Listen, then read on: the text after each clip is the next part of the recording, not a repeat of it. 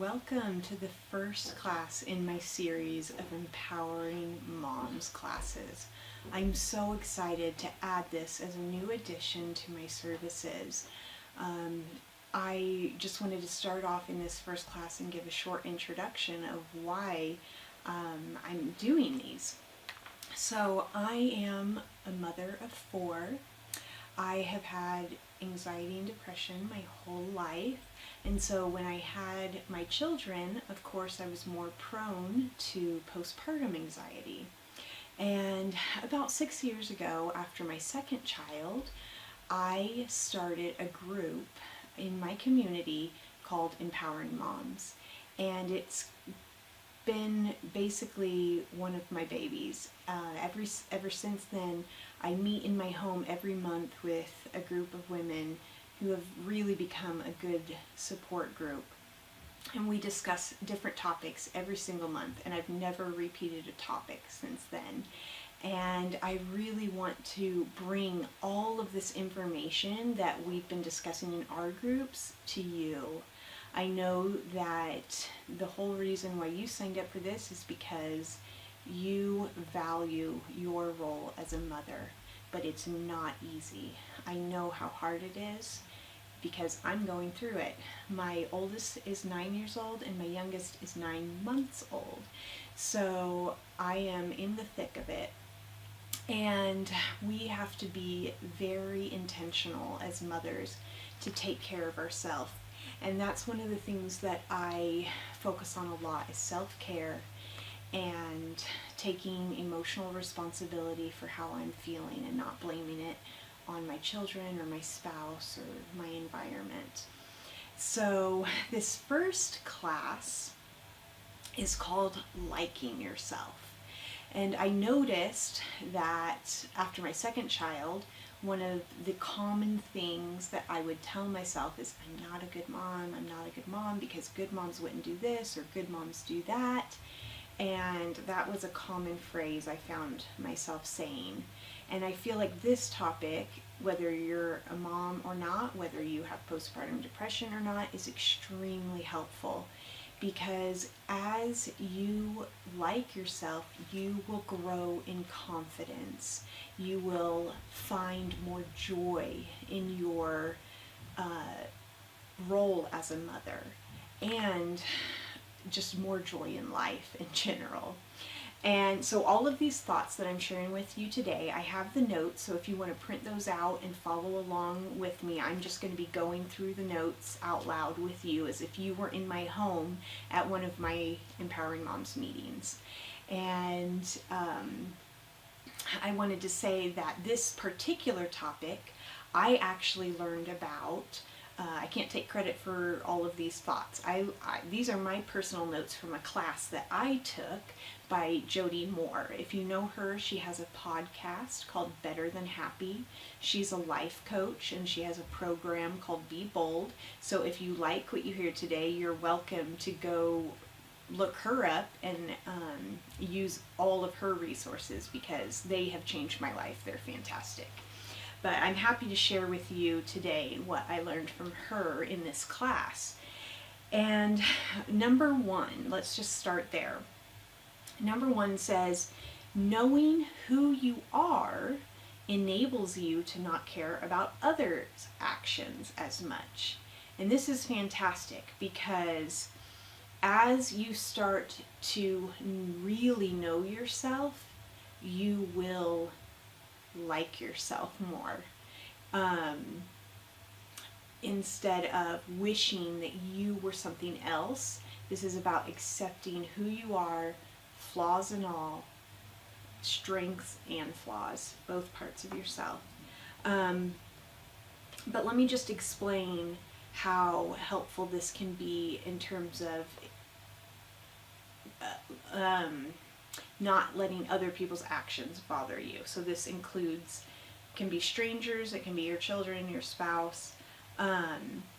So false ideas about ourselves and others stem from putting ourselves on a hierarchy level, putting all people on a hierarchy level. So you can see my little tiny diagram of of dashes in a vertical line.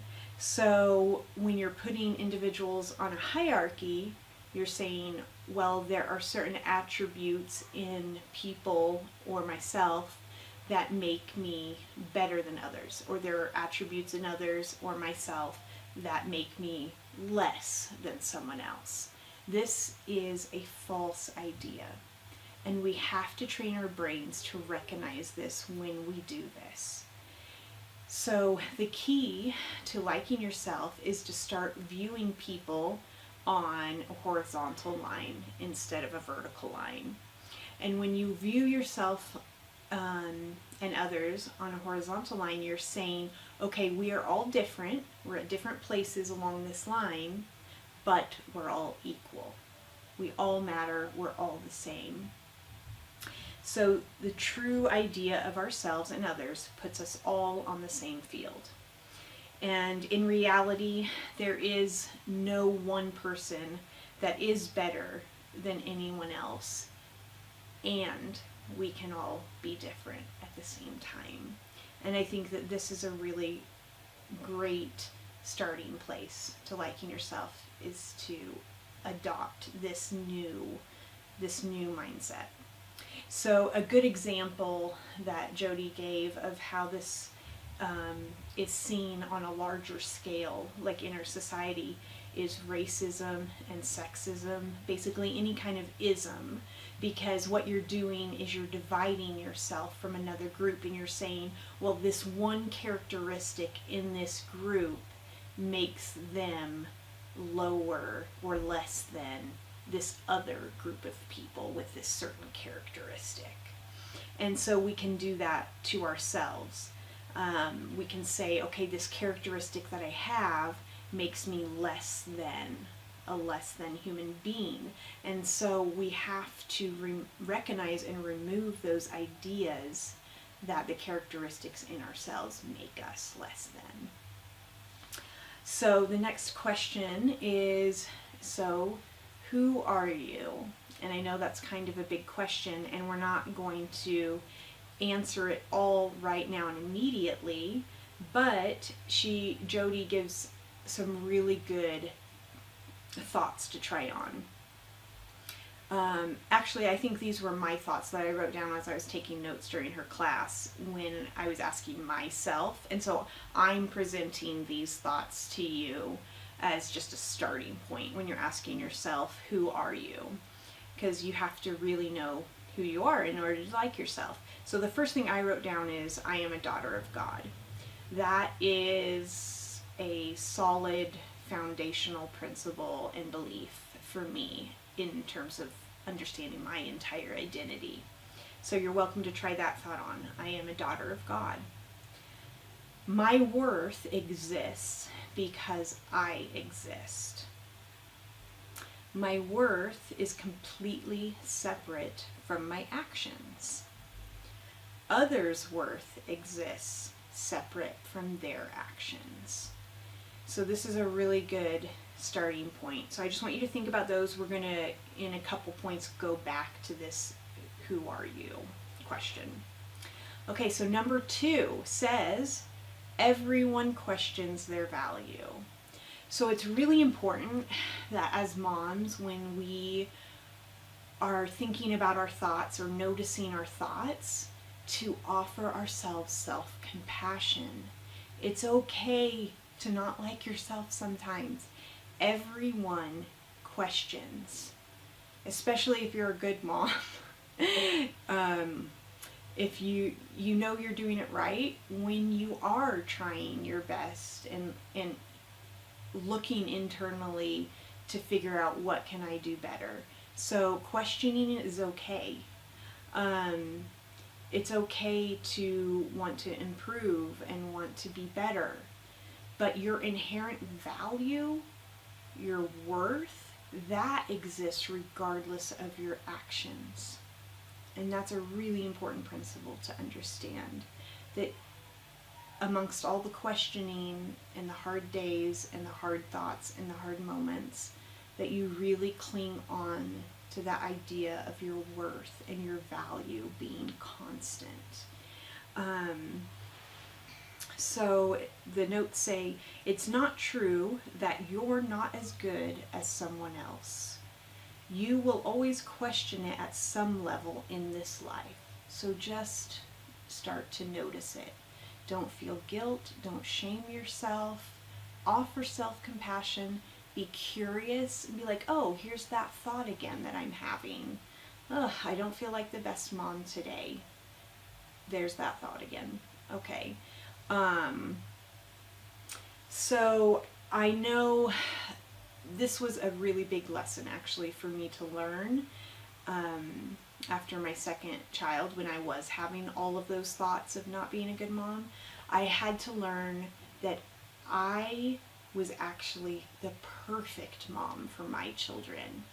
I have unique gifts and talents that are meant for me to share with them. I don't have everything. I can't do everything that every mom does, and that's okay. I have to allow other people to be in my children's lives and to step in and offer the things that I can't offer them. But that does not diminish that what I have to offer is exactly what they need. And so I started focusing on my value and my worth, and that really, really changed it for me. And so I hope that's a helpful thought for you. Okay, let's go on to number 3. Celebrate your wins and forgive your mistakes. So here we go back to offering ourselves more compassion. Jody says, and I put this in quotes, we don't need perfection from others. We don't need perfection from ourselves.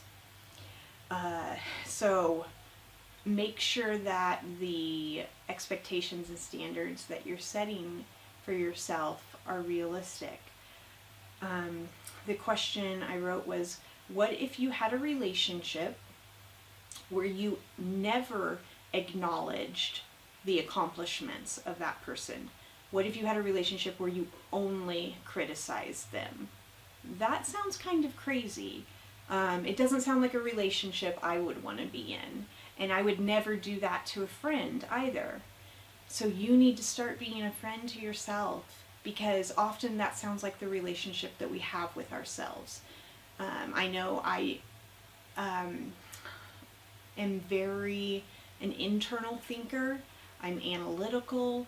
I like to analyze myself, and I do it for good reasons, but it can also become my vice at the same time, because if I'm only being critical of myself, then I'm not balancing that out with telling myself good job every once in a while.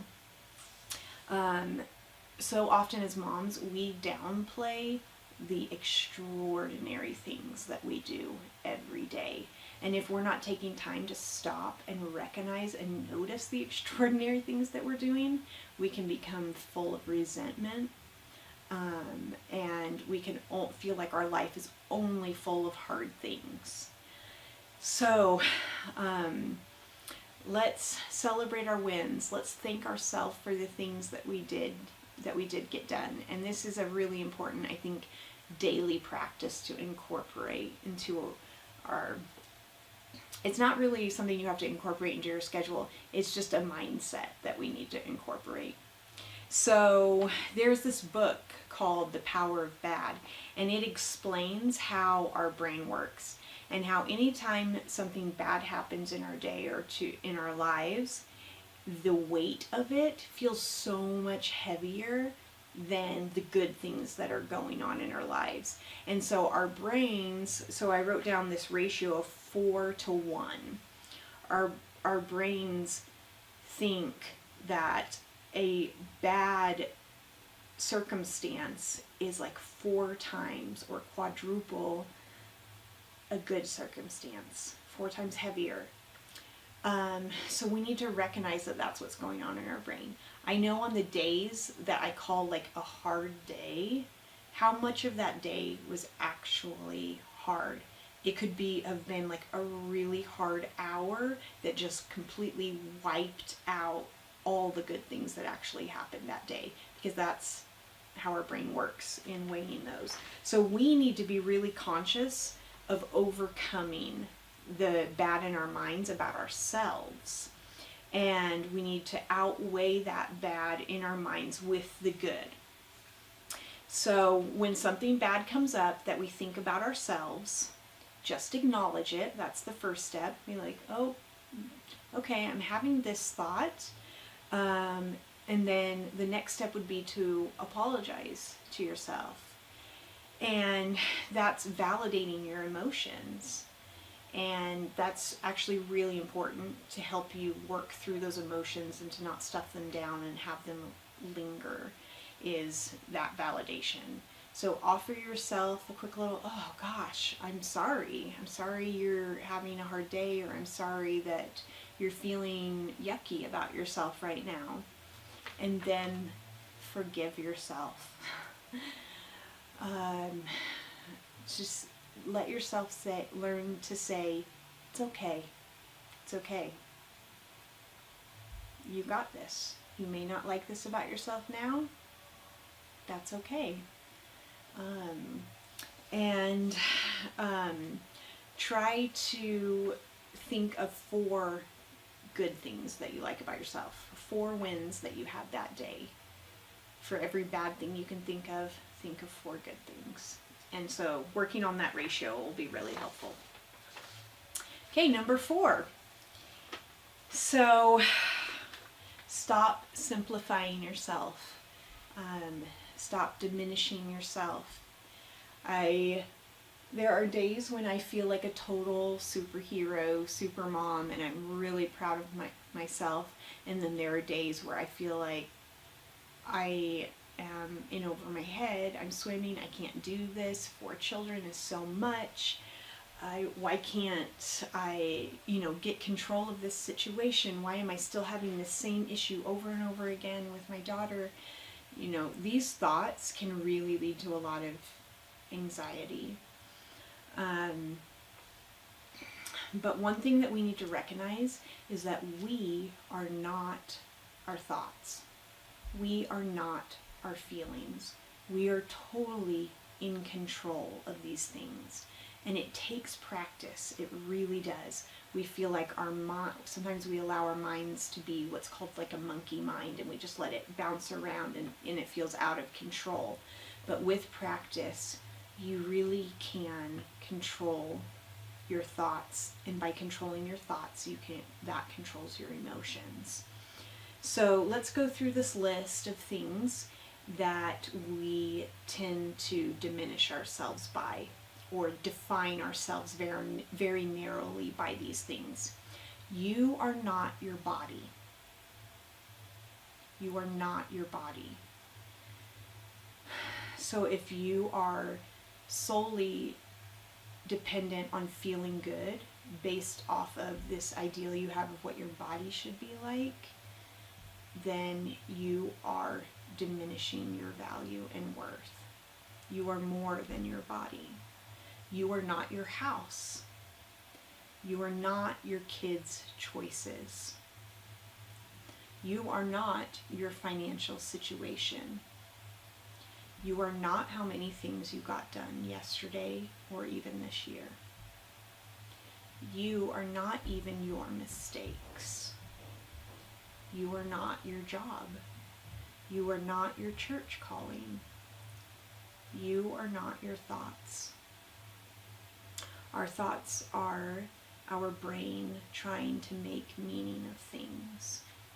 You are not your anxiety or your fear. You are not your health conditions. So if you're not all of these things, the question is, then what are you? Well, that brings us to point number 5. Be curious about you. Things that you are. You are a dynamic being. You are an evolving being. So we are constantly changing, and our brains are constantly changing. The notes explain how at night when we're sleeping, our brain is literally pruning and rewiring our synapses, our neurosynapses. So you are literally, even as an adult, changing and growing. You are having a human experience. You are 50-50. And this is something that Jody Moore says a lot, and it's actually been really helpful for me. And what she means by that is typically, on average, our emotions are normally balanced 50 good to 50 bad. And I actually try not to use the term good and bad too much because I feel like all emotions are neutral, but usually our brain, we know what we mean when we say a good emotion versus a bad emotion, something that is very difficult to feel versus something that is very easy to feel. So it is normal to have throughout your day a mix of 50-50 good and bad emotions. Okay? And because of the 4-to-1 ratio that we talked about, in reality, we actually are probably having 80-20, 80 good to 20 bad, but that ratio makes it feel more like 50-50. So she says, really, we're 20% amazing, or 80% amazing and 20% a mess. And that's okay because you are a complete person. So there is no point, this is also another actually really good point about who you are in your human experience. There is no point at which you will not need the atonement of Jesus Christ. You're never going to get to a point that you don't need it. So we have to accept that as part of our experience. You will never be perfect enough to not need it. So embrace all parts of you. Okay, number 6. Do more of what brings you joy. This one I feel like I'm constantly working on. I am a very task-oriented person. I'm a person that grew up thinking the more things I accomplished, the happier I would be. I felt like accomplishing is what gave me my worth. And it wasn't actually until more recently that I learned that my worth exists regardless of what I accomplished.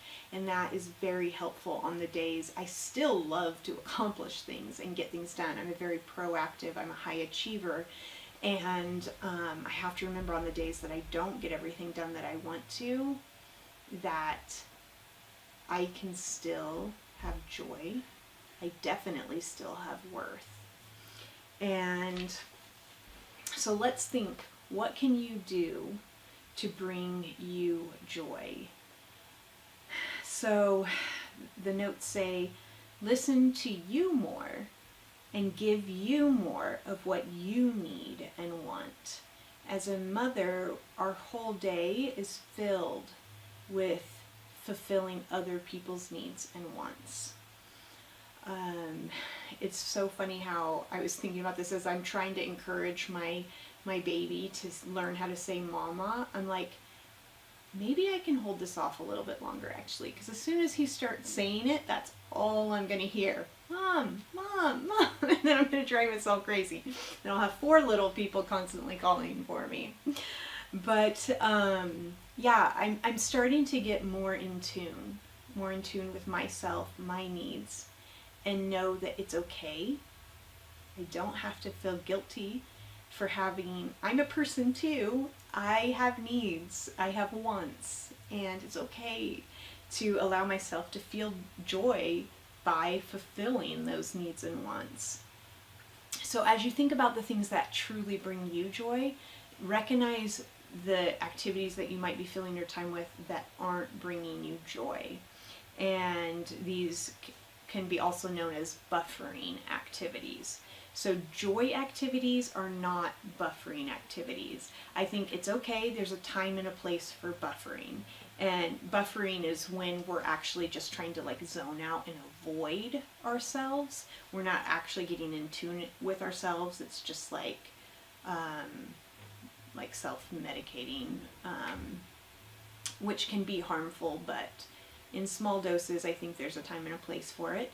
But things that truly bring you joy is when you're actually fully connected with yourself. So just to get you thinking, the things that I do personally that are my joy activities, I love running. I honestly, even when I have an injury, I can't stop running because it brings me so much joy and it's so good for my mental health. Another one is working on my family history. I actually receive real, true joy and just this sense of time really well spent and filling my soul when I do that research on my family. I also really enjoy yoga. I really enjoy Reiki, so that's another one of my joy activities. I love learning, so I'm constantly learning, reading, taking classes on things. That brings me a lot of joy to learn. And teaching. Teaching is another one of my joy activities as well.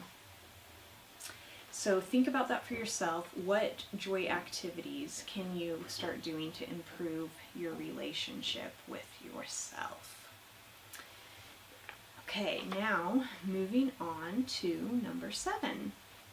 Okay, number 7 is talk to you more than listen. Just listen to you. So this is when you intentionally decide how you're going to answer your brain, because your brain, in order to try to save you and protect you, it thinks negativity is actually something that's really important. It's like, well, wait, consider this, consider this, consider this, right? And but we need to try to talk back to our brain when it's just being negative about ourselves. So some thoughts that you can try the next time you're facing this are, okay, all right, thanks brain, everything's fine. Or, what other people think of me is none of my business. This isn't about me, this is about other people. And I feel like one of the most helpful things is this last one that says, oh, there's that again, there's that thought, there's that boring story about what's wrong with me again. So just recognize and try on one of these thoughts. Start talking back to yourself instead of just letting your brain run away with all of this negativity. And the last thing is actually going to be your homework. Okay, so number 8 is writing a letter to you. And I don't want this to just be a one-time letter. I want this to actually become a practice that you try to incorporate. And maybe you can do it regularly, or especially in those moments when you're having a hard time liking yourself, like maybe you're being critical again of your physical body or something. Think about how you would write a letter to a friend, right? We talked about having a relationship with ourselves similar to a friend, where you're not just being critical of yourself, you need to celebrate your wins. And in most letters, how do you talk to your friends? You're very intentional in what you say. It's usually very meaningful. You are extremely thoughtful with the words that you choose. And writing it down in a letter form is a great way of learning to talk to ourselves that way and reteaching ourselves. So here are some prompts. You can write whatever you want. You don't have to include these, but these are just some prompts to get you started if you don't even know where to start.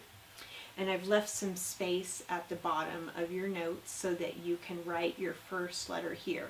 So as soon as I stop this video, go ahead and start this portion of the notes where you're going to write to yourself. So the prompts are, I'm sorry for, I'm so sorry.